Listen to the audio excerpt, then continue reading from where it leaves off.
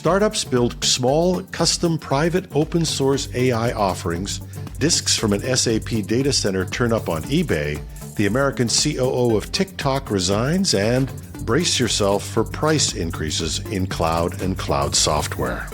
These and more top tech news stories from #Trending and Tech News Day. I'm your host, Jim Love, CIO of IT World Canada and Tech News Day in the US. In the world of AI, bigger is not always better. That's the message from Mosaic ML, a startup that's driving down the costs of training AI with software improvements and open source models. Naveen Rao, CEO and co-founder of Mosaic ML, explains that businesses don't need to spend millions to train AI.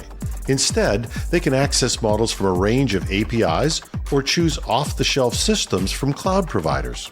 Mosaic ML recently released a series of open-source large language models based on its MPT-7B architecture, which supports commercial applications.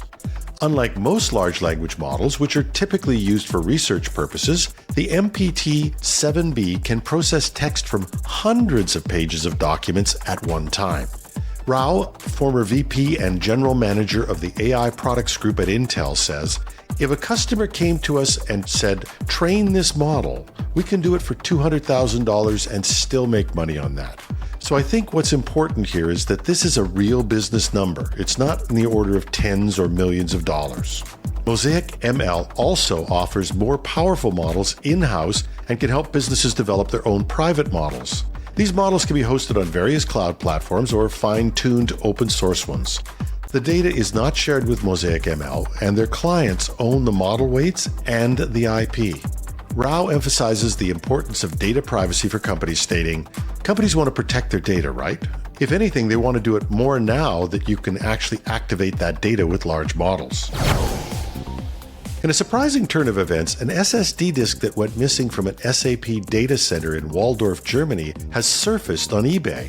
The disk, which was one of 4 that disappeared from the data center in November last year, was purchased by an SAP employee who was able to identify it as belonging to the company. The disk contained personal records of over 100 SAP employees.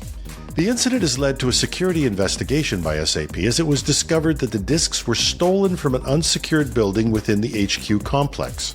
There were no physical checks on people leaving the data center, contributing to the loss. The location of the 3 remaining disks is still unknown. This is reportedly the 5th incident of disks going missing from SAP's European data centers in 2 years. In response to the incident, an SAP spokesperson said, "SAP takes data security very seriously. Please understand that while we don't comment on internal investigations, we can confirm we currently have no evidence suggesting that confidential customer data or personal identifiable information has been taken from the company via these disks or otherwise." This security breach is a significant concern for SAP, a company that is striving to increase its success in cloud computing and software as a service. The incident highlights the importance of robust security measures in the era of digital data storage and cloud services. The demand for generative AI-related jobs in the United States has seen a significant increase, with job postings jumping about 20% last month, according to data from job portal Indeed. This surge is more than double the 2021 level, reflecting the growing interest in AI technologies, particularly following the success of OpenAI's ChatGPT. Data scientist roles made up 5% of the AI job postings on Indeed's US platform, with software engineer, machine learning engineer, and data engineer roles also in high demand. Nick Bunker, Director of Economic Research at Indeed, noted, "There has been a notable increase in job seeker interest in AI-related jobs, especially since the introduction of ChatGPT. However, the rise in AI job postings comes amidst a broader downturn in the tech job market, with overall tech jobs down 43.6% in the United States from June of last year. Companies like Meta Platforms and Amazon.com have been laying off employees due to economic uncertainties. Even companies that have had extreme layoffs like Meta and Amazon.com have listed generative AI jobs on Indeed's US website, along with other giants like Apple, TikTok, and Pinterest, to name just a few. In a significant development at TikTok, the company's chief operating officer, V. Pappas, has announced their resignation. Pappas, who has been with TikTok for nearly 5 years, stated in a memo posted on Twitter that they believe the time is right to move on and refocus on their entrepreneurial passions. However, Pappas will continue to serve TikTok in an advisory role. Pappas' decision to step down comes amidst a period of renewed government scrutiny over TikTok's parent company ByteDance and its ties to China. This follows the recent departure of Eric Han, TikTok's head of trust and safety in the U.S. In the wake of Pappas' departure, TikTok CEO Xiaozi Chu announced that Adam Presser, TikTok's current chief of staff, will become TikTok's head of operations.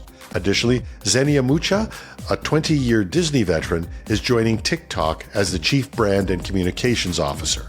Pappas, who served as the U.S. General Manager of TikTok in 2018 and later became COO in April of 2021, has been a prominent figure in the company, often making key announcements and discussing the company's future strategy.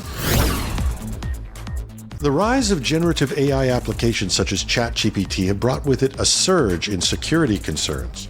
According to the Asterisk Security Research Group, mid-size organizations already have an average of 54 generative AI integrations with core systems like Slack, GitHub, and Google Workspace, and this number is expected to grow. The two main security concerns with AI-based apps are data sharing and the use of unverified generative AI apps. Employees may unintentionally share sensitive information, including customer personally identifiable information and intellectual property, through apps like ChatGPT. This can expose organizations to data breaches, competitive disadvantages, and compliance violations. A case in point is Samsung, which reported 3 different leaks of highly sensitive information by employees using ChatGPT for productivity purposes.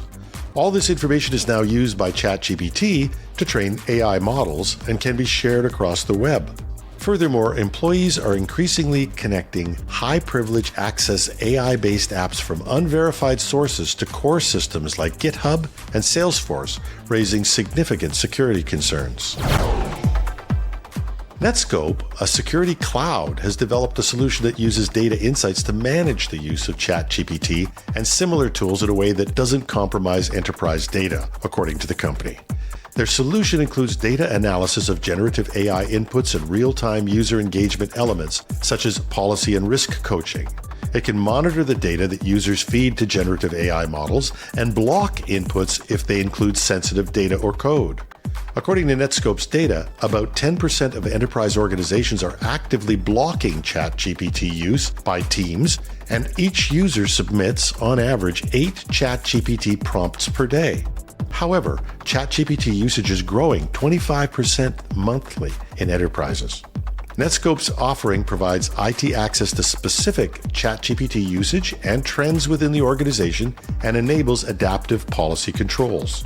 James Robinson, Deputy Chief Information Security Officer at Netscope, emphasizes that managing access to these new AI tools is not a use or don't use gateway. He said, as security leaders, we should not just say yes or no. Rather, we should focus more on know, K-N-O-W, because this is a granular problem. The user experience includes a real-time visual coaching message pop-up to warn users about data security policies and the potential exposure of sensitive data. The platform also queries users to clarify their use of AI and if they take an action that is against policy or is contrary to the system's recommendations. The platform also queries users to clarify their use of AI if they take an action that is against policy or is contrary to the system's recommendations. And in the face of rising inflation, businesses are grappling with price hikes of up to 24% from some tech vendors. According to research from the ITAM Review, the ongoing impacts of COVID-19, inflation, and soaring energy costs, as well as geopolitical instability, have led to price increases across both on-premises and SaaS product lines during the 2022 and 2023 financial year. IBM, for instance, increased prices in January 2023 across its Passport Advantage eligible scheme, leading to a 24% hike in several regions, including the UK, Eurozone, and Japan. Microsoft has also made significant moves, with users in Japan facing a 20% increase for on-prem software and a 15% hike for online services. CIOs in Canada and the US are reporting similar trends. Rich Gibbons, managing director at the ITAM Review, stated, with spending increases and no commensurate increase in value being received by customers, software and cloud cost management must be a C-level imperative for all organizations. Other vendors such as Oracle and SAP have also increased prices, albeit at more modest increments. Oracle announced an 8% increase to their U.S. support prices, while SAP announced a 3.3% increase in support costs from January 1st, 2023. The report also highlighted the impact of mergers and acquisitions on tech users, with a common tactic being to increase the focus on software non-compliance audits to quickly recoup a portion of their acquisition costs. And that's the top tech news stories for today. Links to all the stories can be found in the text version of this podcast at itworldcanada.com/podcasts. Hashtag Trending goes to air 5 days a week with a special weekend interview episode called Hashtag Trending the Weekend Edition. You can follow us at Google, Apple, Spotify, or wherever you get your podcasts. We can even connect you with your Alexa or Google Smart Speaker. We're also on YouTube 5 days a week now with a video newscast, only there we're called Tech News Day. Check us out and give us a like if you can. And we love to hear your comments. You can find me on LinkedIn, Twitter, or on our Mastodon site, technews.social, where I'm at @TheRealJimLove.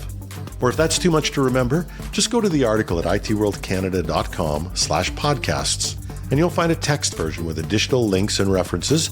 You can click on the X or the check mark and tell us what you think. And we read every one, and we respond to them all, because the only increase we're interested in is the increase in your interest. Oh, one more thing. Have a fantastic Friday and a wonderful weekend.